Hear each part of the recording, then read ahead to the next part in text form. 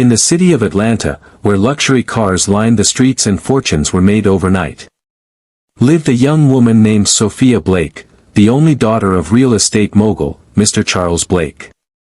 She had everything: a mansion that sparkled at night, a car that could outshine the moon, and a future already planned.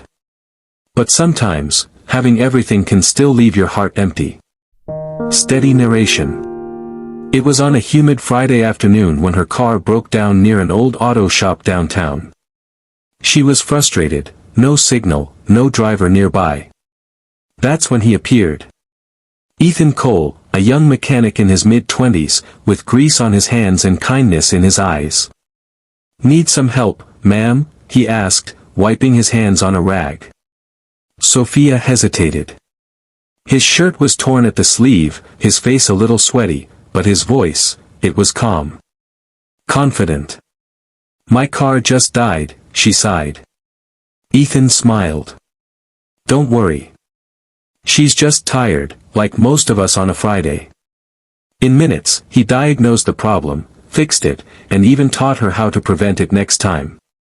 For some reason, Sophia didn't drive off immediately. Something about his sincerity made her stay. "How much do I owe you?" she asked. "Nothing," he said. "Just drive safe, okay?" She smiled, the kind of smile that lingers longer than expected. That night, Sophia couldn't stop thinking about him. The way he spoke. The way he looked at her like she was just human, not a billionaire's daughter. The next day, she returned to his shop with a box of donuts. "For you," she said shyly. Ethan laughed. "I thought rich people only bring lawsuits, not donuts." They talked. And talked.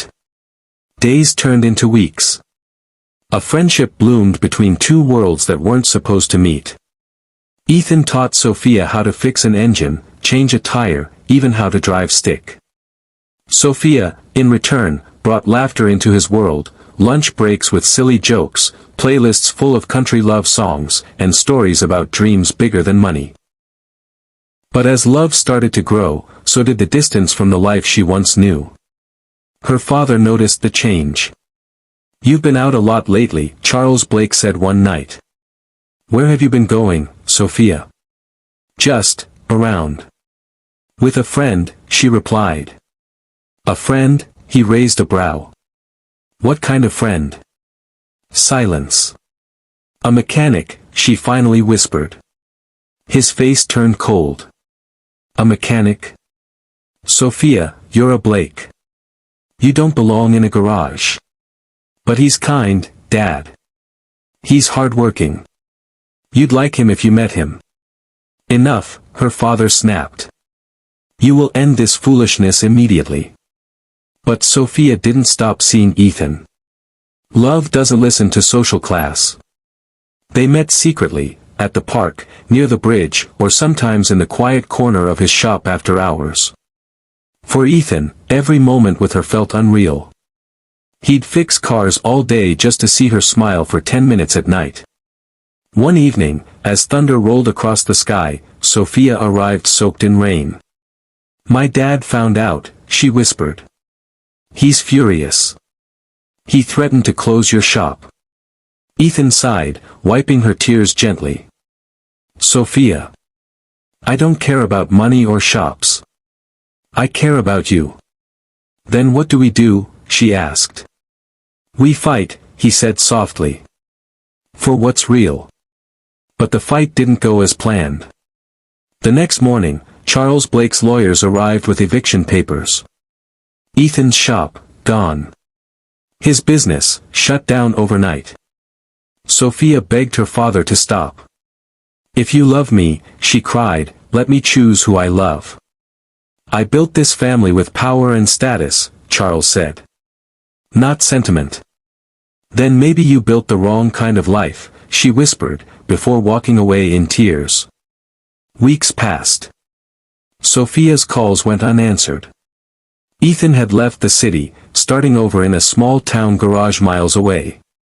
But destiny has a funny way of circling back. 1 year later, Sophia's car broke down again, on a quiet country road this time.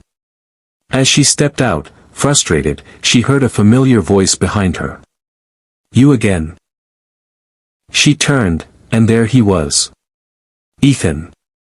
Older, calmer, with the same kind eyes. "Still breaking cars, huh?" he teased. She laughed through tears. "Maybe so I can find you again." They stood there in the sunlight, both smiling, both remembering everything.